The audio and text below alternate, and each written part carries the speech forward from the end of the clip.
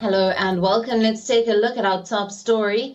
It is the 74th day of the Russian invasion of Ukraine, and the fighting has intensified on the eastern front of the country. In the latest, 2 people were killed and at least 60 people are feared dead after Russian forces dropped a bomb on a school in the Ukrainian village of Bilohorivka in the eastern region of Luhansk. Now, it was only hours after the blaze engulfed the building. The rescue team was able to tame the flames. According to the emergency services, 2 charred bodies have been found. However, they fear at least 60 people could still be buried under the rubble. It is believed that no less than 90 people took shelter in the building before the devastating incident took place. Over 30 people have been evacuated, out of which 7 have been wounded in the shelling. Meanwhile, a helicopter exploded over Ukraine's Snake Island as the Ukrainian forces targeted Russian positions on the Black Sea. Plumes of smoke billowed from the location as the unidentified helicopter hovered over the island south of Odessa. In the satellite visuals, a giant letter Z, which is laid out by Russian troops in white material, can be seen on the helicopter.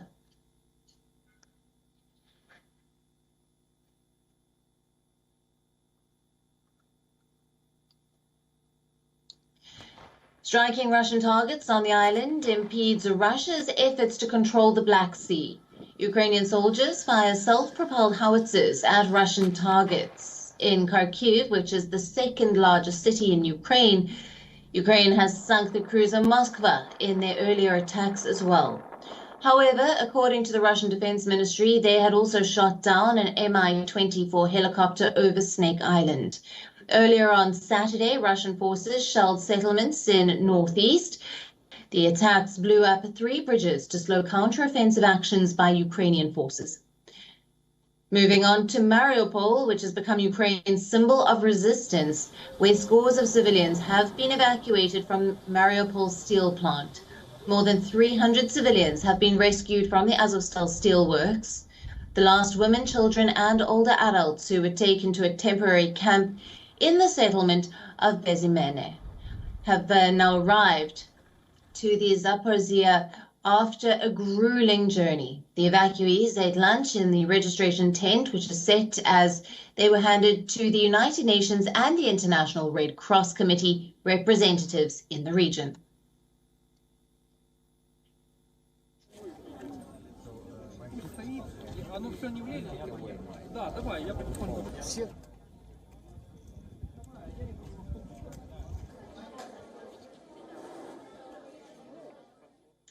This happened as Russia continued heavy bombardment. The evacuation operation was brokered by the United Nations.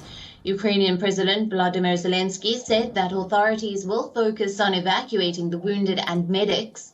He called it an extremely difficult but essential operation.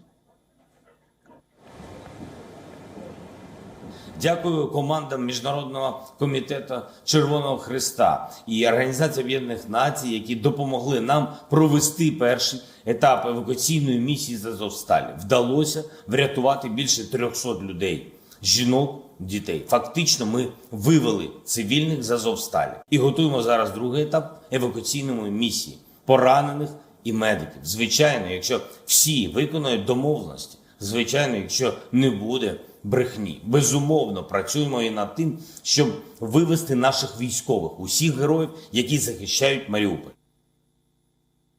Zelensky has also said that he was left speechless after Russian shelling destroyed a museum. The museum was dedicated to the 18th century philosopher and poet Skovroda. Now, the roof of the museum was hit during an overnight attack. The most valuable items had earlier been moved to safety.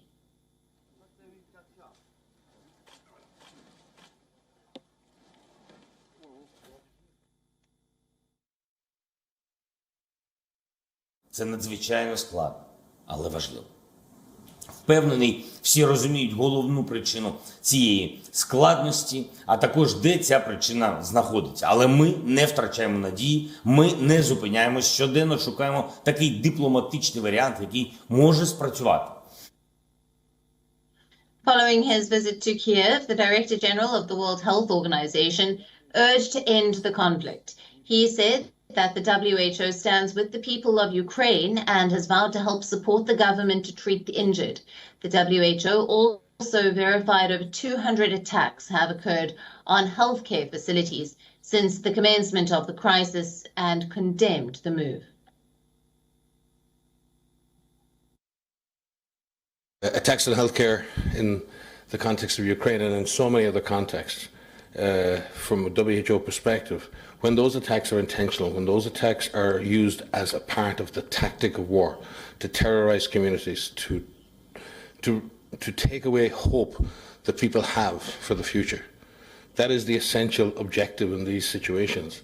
And it is very clear in international law that it is not only the responsibility of conflicting parties not to attack healthcare facilities, but to deliberately not target them.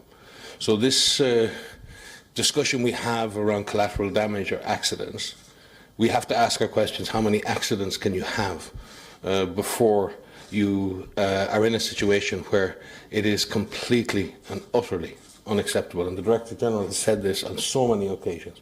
Utterly unacceptable to deliberately target healthcare facilities and the health workers that are in there, the patients that are in there. So from WHO's perspective, we continue to document and bear witness to these attacks.